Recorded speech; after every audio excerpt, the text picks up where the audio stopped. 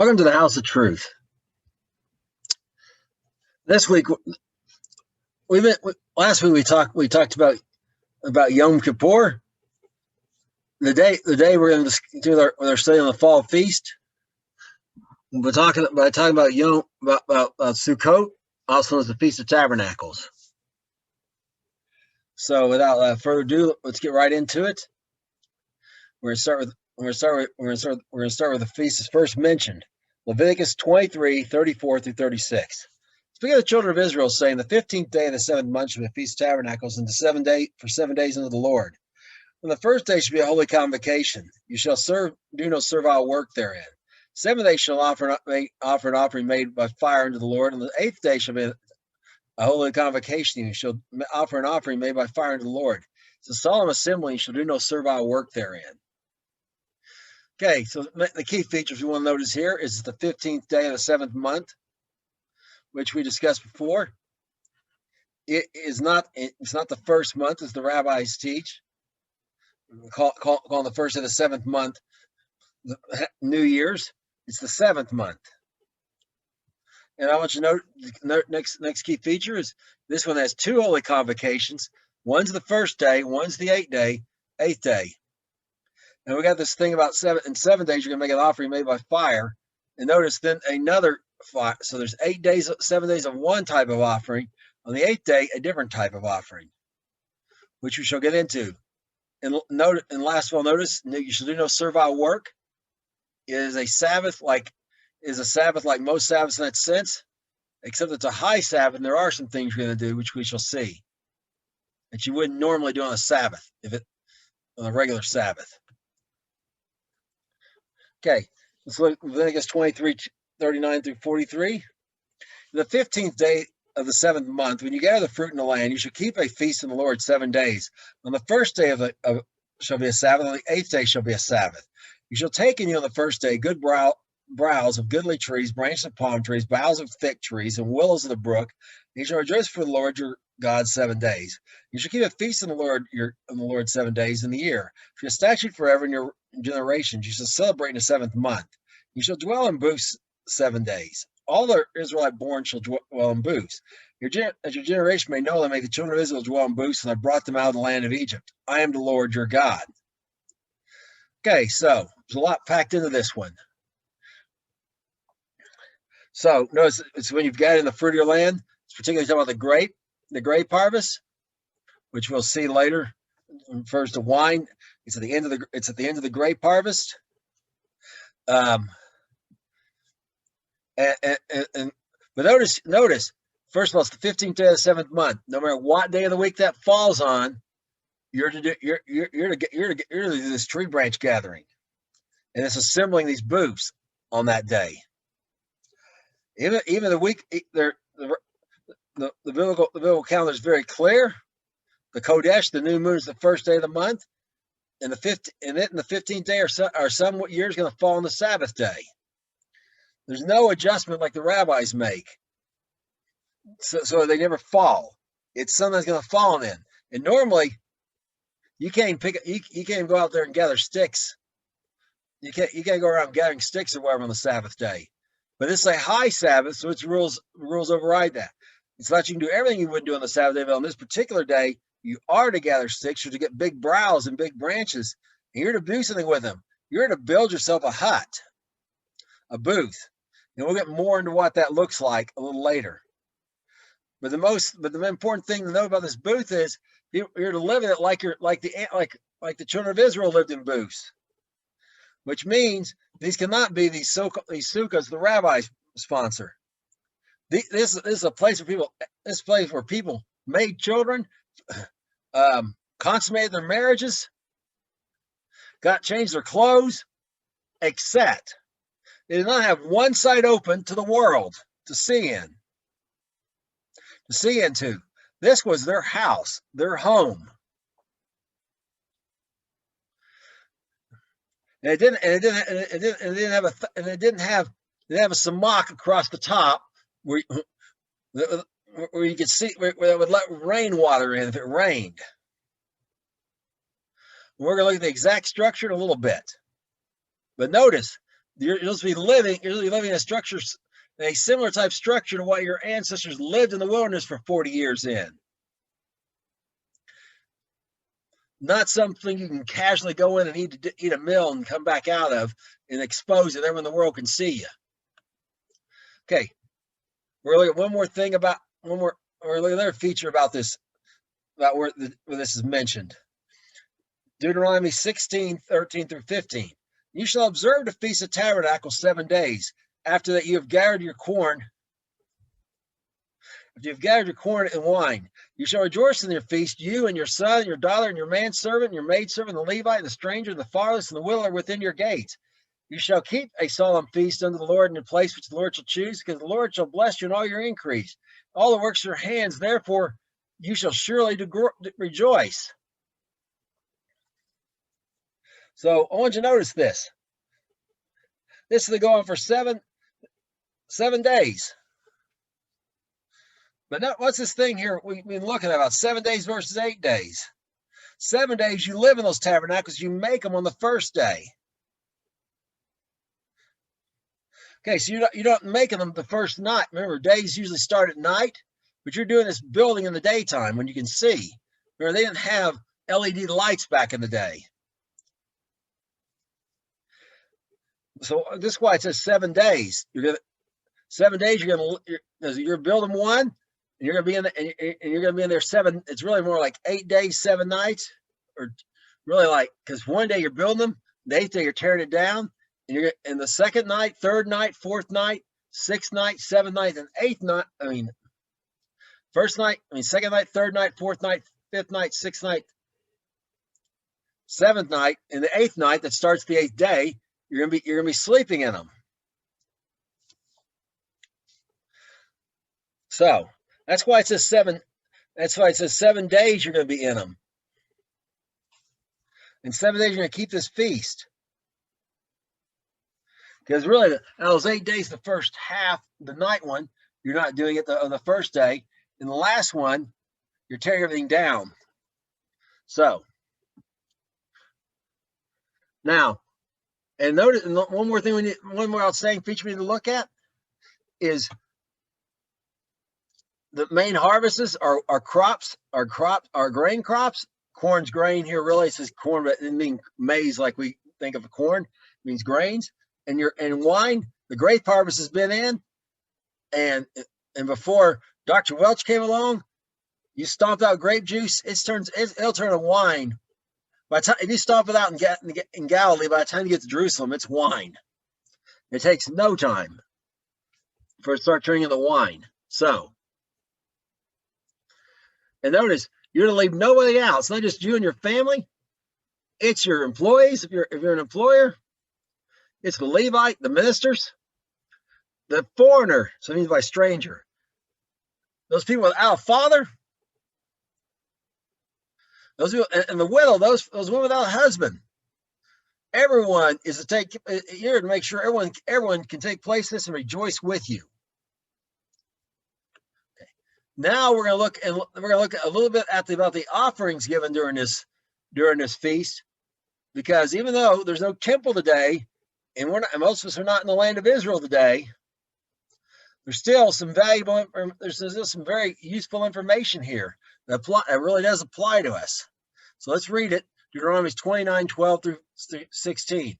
On the 15th day of the 7th month, you shall have a holy convocation. You shall do no servile work. You shall keep the feast of the Lord 7 days. You shall offer a burnt offering, a sacrifice made by fire, of a sweet savor to the Lord, 13 bullocks, 2 rams, 14 lambs of the first year. They shall be without blemish. And the meat offering should be of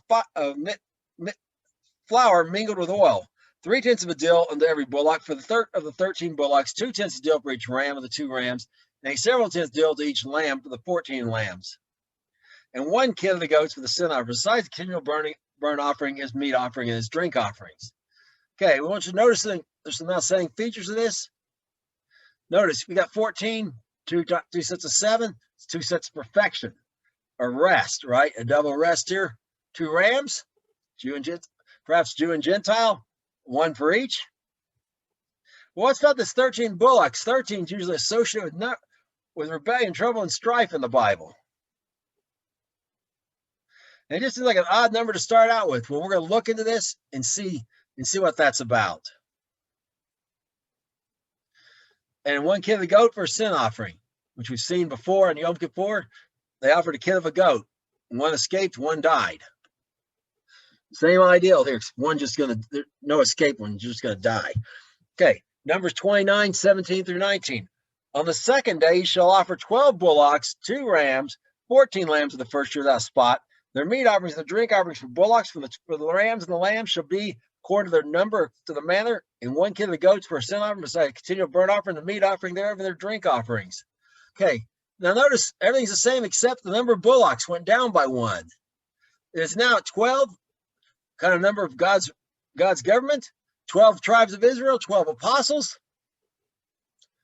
But there's a countdown. There's a counting down here going down. Now let's go. We're going to skip ahead to the sixth and 7th day and see this countdown continues. Deuteronomy 29 through 34. On the 8th day, on the 6th day, 8 bullocks, 2 rams, 14 lambs of the first year without blemish. And their meat offering, their drink offerings for the bullocks, for the rams, for the lambs shall be according to their number up to the manner. 1 goat for a sin offering, besides the continual burnt offering, his meat offering, his drink offering. On the 7th day, 7 bullocks, 2 rams, 14 lambs of the first year without blemish. Their meat offering, the drink offering for the bullocks, for the rams, for the lambs shall be according to their number after the manner. 1 goat for a sin offering, besides the continual offering and his meat offering and his drink offering. Okay, so notice at the end of this, we go to 8 days associated with new beginnings, which we'll discuss more next week, and or the next lesson, I should say, and also the 7 associated with rest. So we're going from rebellion to rest. But there's another message here. 7 and 13 is 20. We go start narrowing towards the middle. 12 and 8 is 20. It's 40. 11 and 9 is 20. That's 60. In the middle is 10. Which represents the Torah, by the way, interesting enough. It's instruction, right? That makes 70. Go to Genesis chapter 10. There's 70 root nations that all the Gentiles came from. These 70 bullocks are for the Gentiles. And we'll see if we go along, there's great connection between this and Gentiles. So let's just move along. We shall see. Now we're going to look next thing a little bit about. Now we see that thing. We're going to look at the structure. We see what we're supposed to celebrate. And we're going to look at the structure of these booths a little bit more. Genesis 33:17. And Jacob traveled to Sukkot and built a house and made booths for his cattle. Therefore, the name of the place is called Sukkot. Okay, which really means booths. So you could say he made Sukkot for his cattle. All right, anyone who's ever lived on a farm has seen an animal shed, a little flat roof thing with just 4 sides, 3 sides. If they put them inside a barn, it becomes a stall. But just outside with a flat or almost flat, maybe a slightly slanted roof. And you put your calves in there, like if your cow's having a young calf and it's cold, you put her in there, something like that. That's what we're talking about.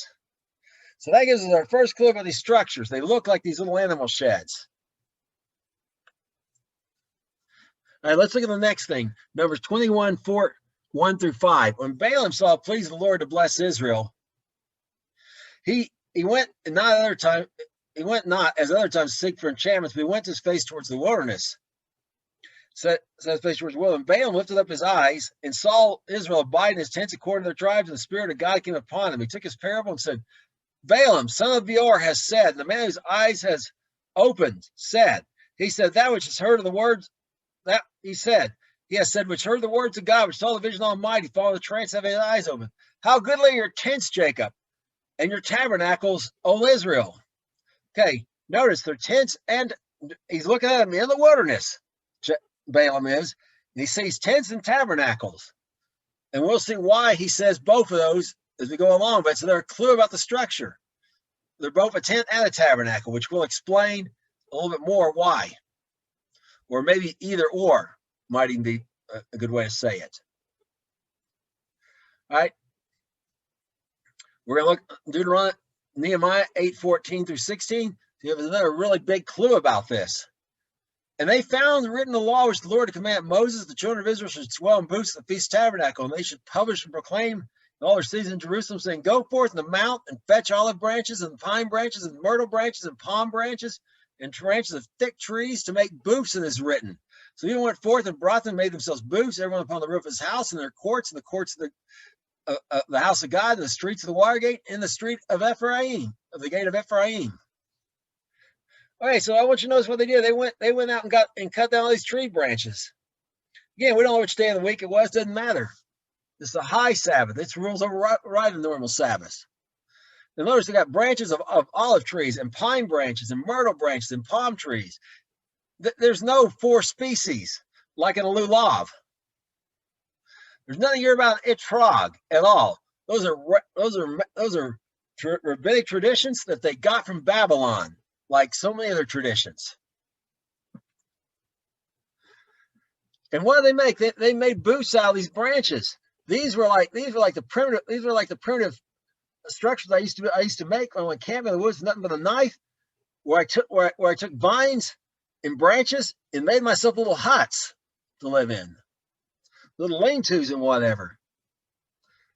And notice, even though they can't leave town, they can't go out in the wilderness, so they would say, out to a park or something. They just do it right there in town, on their own property, or even in the streets, in the courts of the house of God. They're even out there in the inner court and the outer court, the court of the Gentiles and the court of the Israelites, in living in these things. So, and right out in the street. For years, I wasn't able to do this, but one thing held back is I wanted to go out. I wanted to get out of town.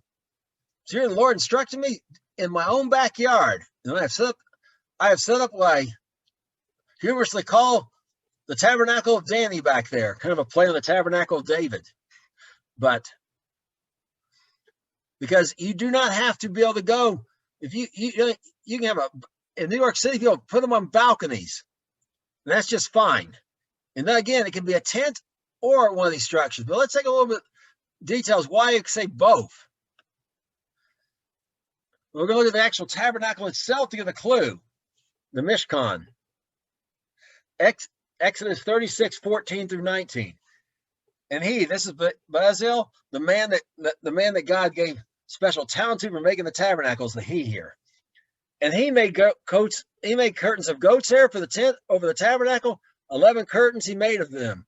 And the length of one curtain was 30 cubits, and 4 cubits was the breadth of one curtain. 11 curtains were of one size. They got 5 curtains by themselves and 6 by themselves. They made 50 loops in the othermost edge of the curtain, and the coupling, and 50 loops he made upon the edge of the curtain, which coupled the second. And 50 attached to a brass to couple the tent together. There might be one. He made a cover of the tent of the ram skin red, the cover of the badger skin above that. Okay, so notice those curtains formed a tent. All right, and that tent he put a covering. That's like the tent in my yard, my tent, and I have a rain fly over it. So the tent's the part I'm actually in, and the covering's over my tent for weather. And that's why the badger skins and ram skins dyed red, which is of course prophetic of the blood of Yah'shua, the Messiah, covering our sin, covering us. Okay, we're going to look at some more about about the tabernacle, some more details about it. Exodus 40:17 through 19. And it came to pass in the first month, the second year, on the first day of the month, that the tabernacle was reared up, and Moses reared up the tabernacle and fastened his sockets, and set the boards thereof, and put the bars thereof, and reared up his pillars. He spread over the tent. He spread abroad the tent over the tabernacle, and put the cover of the tent upon it, as the Lord commanded Moses. So the tabernacle is the wooden structure, made with the bars and made with the boards and everything. The tent goes over the tabernacle. So what they were made of those pine trees was their tabernacle, but they also had a tent. And some people may have lived in the tabernacle at times, took that covering off. It's hot. It's a lot cooler if you take the covering off. And some may have, and some may have not even had the wooden structure at certain times, just the tent. And sometimes the tents cover the tabernacle because you can't actually see the tabernacle. The tabernacle's like a brush arbor. Have you ever been to a brush arbor meeting where it's made totally, there's no covering on it? That's what they were making. That's the tabernacle part. It's based off the tabernacle. And there were brush arbor meetings in the United States for revivals for years. Sometimes it was the only time people had any kind of revival or evangelist guest speakers show up. And they were mostly in the same time frame as Sukkot. Usually beginning around the middle of September through the middle of August. They had no idea why they did it then, or why they built these wooden tabernacles. They put pews in them and everything, but they made them completely of tree branches with a tree branch roof, just out of raw branches. It's called a brush arbor. That's what we're talking about. Well, that's because as long as it don't rain hard or something, so you put a tent over it if it's going to do that. You put a covering over it, and the covering at night will keep them getting too cold. But if it's going to rain, you have a waterproof one, and that's the third element there. But it just looks like a tent for where Balaam's sitting. Okay, so we're going to look at another aspect about this, about how these things are actually arranged in the camp. Numbers 1, 50 through 53. And you shall appoint the Levites over the tabernacle of the testimony, over the vessels thereof, over all things that belong to it. They shall bear the tabernacle of the vessels thereof. They shall minister and camp about the tabernacle. And when the tabernacle sets forward, the Levites shall take it down. When the tabernacle is pitched, the Levites shall set it up. The stranger come nigh there shall be put to death. And the children of Israel shall pitch their tents, every man by his own camp, and every man by his own standard among their host. But the Levites shall pitch around the tabernacle of the testimony, and no wrath be upon the congregation of Israel. And the Levites shall keep charge of the tabernacle of testimony. So, you have this structure sitting here where families are together, groups are together, tribes are together. In one place, it tells the tribe of Levites completely around the tabernacle. It's in the center. And this is where American congregations, when they built communities, first thing they built was a church, and the church sprung up around. The community sprung up around the church. They had this ideal from here. That's what, when they talk about congregationalism, that's exactly what they're talking about in colonial times. Each congregation was independent, and it was literally the center of their community, both figuratively and literally. This is where they got this ideal from. But in Israel's case, it tells us how the tribes were laid out. If you go where they count the tribe numbers and you start mapping it out, you find that the tribes in the desert, in the wilderness, formed a giant cross everywhere they went. A tav in Israel in Hebrew meaning a sign. No coincidence. Okay, we'll look at the rest of what the Torah says about this feast. Deuteronomy 14:23-23. You shall surely tithe all the increase of your seed in the field, and that the field brings forth year by year. You shall eat before the Lord your God in the place that he shall choose his name there, and the tithe of your corn, your wine, and of your oil, the first of your herds and of your flocks, that you should mayest learn to fear the Lord God your God always. So it's one of those times when you bring in tithes. And notice the tithes were agricultural, but I discussed this in various times written posts about it. It's very provable that wasn't limited just to farmers. It's just because these people were mostly farmers, we're going to start out that way. But it's very plain that God expected everyone to pay tithes. But farmers don't get paid every week. This is payday for them. That's why you're tithing at these times. Okay, Deuteronomy 14:27-24-27. Let's look what it says about these tithes. And if the way be too long for you, so you be not able to carry the place be too far from you, which the Lord your God is choosing, says name there. When the Lord has blessed you, then you shall turn it into money and bind the money up in your hand, and shall go to the place which the Lord your God shall choose. And you shall bestow the money for whatever your soul lust after, for oxen, for sheep, for wine, for strong drink, whatever your soul desires, you may eat there before the Lord your God, and you shall rejoice, you and your household. And the Levites in your gate shall not forsake him, for he has no part or inheritance with you. So, if you can't bring agricultural things, you bring money. It's too far. But in general, if you're paid money, that's fine. Just bring money to start with. You're going to pay a tenth. But this, first time I read this, and it really sunk in, it blew me away. It's actually the instructions here. If you bring this tithe, particularly talking about tabernacles, you're to rejoice. You're to take part of that tithe money and make sure you eat up. I mean, that you eat whatever you want. I mean, he's telling you to take part of your tithe money and get that big steak dinner for you, your family. And if we've seen before, that stranger and that foreigner that lives among you, invite that fatherless kid, that fatherless family, that widow, and you buy them food too. And whatever, but don't spend it all, because remember, the Levite, this is his salary it's coming out of, so to speak. Don't forget about the Levite, the minister of God, which today corresponds. That's another lesson, though. But Paul makes it's very plain. It's very plain, which our New Testament ministers the same way. But again, that's another lesson. I'll go into another day sometime. Okay, Deuteronomy. We're going to look at Deuteronomy 16 through 17. 3 times a year your male shall fear the Lord your God in the place you shall choose. In the day, in the feast of unleavened bread, in the feast of weeks, in the feast of tabernacles, shall not appear before the Lord empty. Every man shall give his able, according to the blessing of God which he has before you. So now you're supposed to bring your tithe, you're supposed to bring an offering. How big? According to your able. God doesn't expect you to give what you can't have. Doesn't set everyone gives $100 or whatever amount.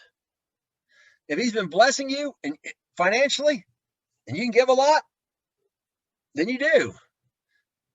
If he's just been taking care of your needs, you just got a little bit of extra money, you just give a little bit extra. It's entirely according to your ability. Your ability according to how much he's blessed you. And remember, you're not supposed to fake it and try to give more than he's blessed you. The onus on him to bless you, and you to give what you're able according to the blessing he already gave on you. But notice it's these 3 times a year. Now the question people have is, well, that's all good and dandy, but does this really apply to us in the New Testament today? Let's take a look. First, we're going to start with Yah'shua. Believers, Yah'shua, we're supposed to live like him, be like him. As he is in this present world, we're supposed to be, as he is, we're supposed to be in this present world. What did he do? We're going to look. John 7, 2 through 6. Now, Jews' feast of the tabernacles at hand. His brother, therefore, said to him, depart thence and come into Judea, that yourselves may see the works that you do. For if no man there does anything in secret, he himself seeks to be known openly. No man does anything in secret. But if you do these things, show yourself to the world. For neither of his brothers believe in him. But then Jesus said to him, my time has not yet come, but your time is always ready. Now, people have used this and said, see, Jesus didn't go. We're gonna look and see that that's not true at all. He just said he wasn't going at that time. He said it wasn't time for him to go yet. He didn't say he wasn't going. So keep that in mind. He just doesn't want. He's trying to go in secretly, as we shall see. Despite what his sarcastic brothers are saying, he's trying to do the very opposite. Okay, let's look at our next thing. Our next clue about tabernacles in the New Testament. You will self-observing it. Acts 18, 2 through 4. And found a certain Jew named Aquila, born Pontus, lately come from Italy with his wife Priscilla, because Claudius commanded all Jews to depart from Rome, and came to them. And because he was the same crafty, both of them wrought by their occupation, they were tent makers. And he read in the synagogue every Sabbath and persuaded the Jews and the Greeks. Now, I talked about this in a previous lesson, about the work of Paul in this occupation as tent makers. The scoliopas is the Greek word, literally a scene maker. as in a theater scene, like don't make a scene. Yes, his mom was telling him, make a scene. And it's used of three different things in the Bible, in Greek documents. It's used of actual theater scenes, because originally they were called skene. They were short for, it came from mishkan, like the tabernacle. It was originally a little tent for people to change their clothes, and they added a backdrop to it, and eventually it became the whole backdrop, and they were still doing that. Paul certainly some evidence he done this some, because Yah'shua sees him, he quotes a Greek play. It's hard to kick against the prick is from a Greek play. Perhaps Paul's familiarity was making scenes.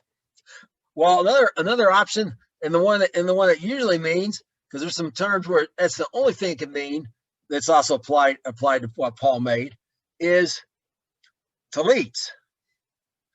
But it could have also been the actual intent, and again, the words relate to the Mishkan, the Skanai. It could have been tabernacles. So Paul, remember, he's in Corinth here. Corinth is 50% Jewish by population. Plenty of customers during tabernacles for him to switch over. He could have made all three of those things. It'd be perfectly reasonable for him to make a skenin, which came from the word mishkan again for tabernacle. They're making a tabernacle. And we're going to look, and once again, I've looked at this verse, we looked at this verse many times, we're going to go over it again. 1 Corinthians 6, 1 through 3. Now concerning the collection of the saints that I've given orders to the church of Galatia, even so do you.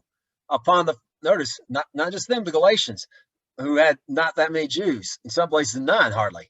Upon the first day of the week, I let every one of you lay by store as God's prophet, there be no gatherings when I come. And whensoever I come, whatsoever you shall approve by your letters, then I'll bring you your liberality into Jerusalem. Okay, so first I want you to notice again, it's even including remember, in Derby, as far as we know, there was 2 Jews, Timothy and his mother. Maybe a few around there. There wasn't a synagogue. Lystra, there was maybe none. So, parts of Galatia had no Jews. And parts, of course, in Iconium and Antioch Pisidia had synagogues. So, but for Jew or Gentile, I tell them the same thing I tell them to do. All right, it says first day of the week here. But if you look in this, the word amera is not even in it in Greek, which is the word per day. It is mion sabbaton, literally first Sabbath. What's first Sabbath? We just read about them. Those are those 3 feasts a year. Those things, first fruits, always occurs on the first day of the week. There's 2 Sabbaths that week, the regular Sabbath at the end and first fruits is the first Sabbath that week. Pentecost or Shavuot always occurs on the first day of the week. That week always has 2 Sabbaths, the regular Sabbath and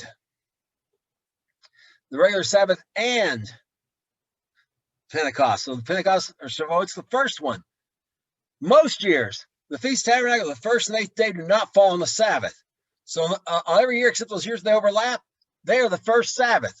So these is what he's saying. He said on the first Sabbath, on those same ones that Paul's going to collect. Remember, the rule was if you're too far away, you turn in the money. Well, communities would turn in the money. They would gather together, and then when someone could go to Jerusalem, they'd take the offering for the whole community, but not one person, other people. So we can see that this holiday certainly is for believers. That they kept it in the times of Yah'shua and the apostles, and we are to follow in their footsteps. Okay, but let's look at what did Yah'shua do when he observed this festival. Let's take a look, see what he did. Maybe give us a clue, maybe some more information about what we should do. John 7, 8 through 11. Go ye up to this feast. I'll not yet go in this feast, for my time is not yet come. When he said these words unto them, he still abode in Galilee. But when his brothers were gone up, he also went to the feast, but it wasn't secret. So the Jews saw him at the feast, said, where is he? So I want you to notice Jesus did go. He didn't even let his brothers know he's going. He was trying to do this in secret. As soon as they were out of sight, he started heading there. Just didn't want them to see. And notice the Jews saw him at the feast, because if he is Messiah and could never sin. It means he could never transgress Torah once. And he showed up this feast. The rules we saw was if you're close enough, you have to come to Jerusalem every year at this feast. And the Jews knew him and they expected it. They were looking for him. Both believing and unbelieving Jews were looking for him to show up for this feast because it was his habit to go. And it should be our habit also to observe this. All right, let's see what the next thing here about Yah'shua, Jesus is. John 7:14 through 17. Now the time in the midst of the feast, Jesus went in the tabernacle in the temple and taught. The Jews marveled, said, "How knows this man learns, having never learned?" Jesus answered, said, "My doctrine is not mine, but he that sent me. If any man do his will, he should know the doctrine, whether it be of God or speak of myself." All right, the big keys here is he's in the temple, the place of worship. When in the midst of the feast, not the first day, not the 8th day, in the middle, one of those middle days. And he's teaching. Well, let's look at what he's teaching about in the Feast of Tabernacles between the Holy Convocation days. John 7:19 through 24. Did not Moses give you the law, and then you keep the law? Why do you go about to kill me? People answered, said, "You have a devil. Who goes about to kill you?" Jesus answered and said to him, "I have done one work, and you all marvel. Moses therefore gave you circumcision, not because of Moses were the fathers, and you on the Sabbath day circumcise a man, and you on the Sabbath day circumcise a man. If a man on the Sabbath day receives circumcision, the law of Moses should not be broken. Are you angry at me? Are you angry at me because I have made a man whole on the Sabbath day? Judge not according to appearance, but judge righteous judgment." Okay, so what he taught about the law of Moses. And this one thing he did was he told a man previously, he told the man to get up and walk and carry his bed, which was a violation of rabbinic law, not God's law. His bed wasn't like a mattress like we're thinking of. It was a little thing he could roll up and just lay down so he wasn't like around the ground. Okay, kind of like a glorified beach towel, kind of. Like you may have seen him like made out of bamboo or whatever. So it was like a mat. He picked up his mat and carried it. And they were mad, but he made that man every bit whole. So here's his point. He talked about the law, how to keep the Torah, and how to keep it the way righteous commandment, righteous judgment, by the Spirit, not by the letter. How to keep it the way the Father, Yah'shua, God, always intended for us to keep it. Okay, there's one more thing we're going to look at, and that's this business about the Gentiles. Why this business about the Gentiles so tied in the tabernacles? Because it is for you Gentiles, it's for Jews, it's for everyone. It's for you Jews, for you Gentiles, for you everybody's. You're a believer, it's for you. And we're going to see how this is especially true in the future because it's all about your future as well as the Jews. And let's look at this because it ties to that 7 sacrifice at the end also. Ezekiel, remember that means 7 represents rest. Ezekiel 37, 26 through 28. Where I will make a covenant of peace with them, I'll be an everlasting covenant with them. I'll place and multiply them and set my sanctuary in the midst of them. My tabernacle shall be with them. Yeah, I'll be their God, they shall be my people. And the heathen shall I do sanctify God. And my sanctuary sit in the midst of them forevermore. You read this in context, it's when this is talking about when Messiah comes, who he's actually referring to as God. By the way, a little side note for you people who've wondered. And it's not a New Testament doctrine made up by some sort of it's a Bible doctrine. It's a Tanakh doctrine, a prophet doctrine, and I can show you a Torah doctrine. But anyways, I digress. But it's peace, and this it's about that tabernacles represents that day when the tabernacle when the Messiah will tabernacle with people. And we're going to look at something else here, Ezekiel 45, 23 to 25.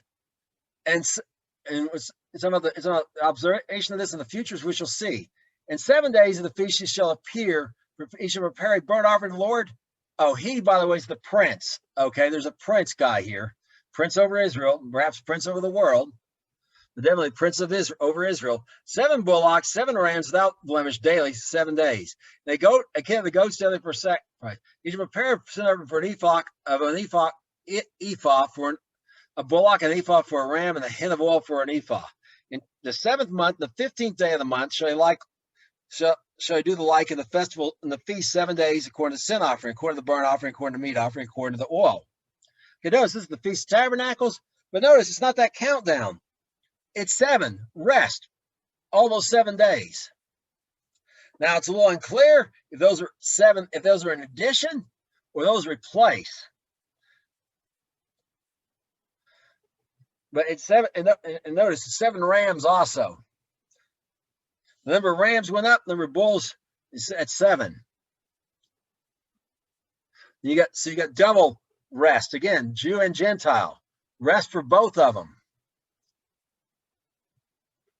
All the days, but only one offering for sin, because they only have one Messiah.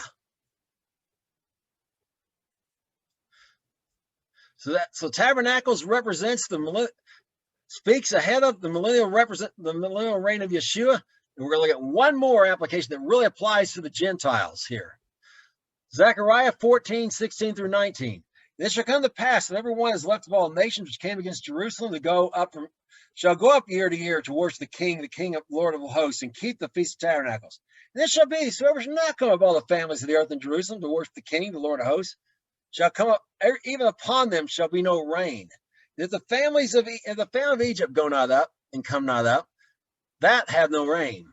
There shall be the plague, whereas the Lord shall smite the heathens or Gentiles. They do not keep the Feast of Tabernacles. This is the punishment of Egypt and the punishment of all nations, Gentile nations, that is, they come not to keep the Feast of Tabernacles. So, hey, Lord's throwing a party, the Gentiles are invited, and you better not snub it. He is very serious about this party.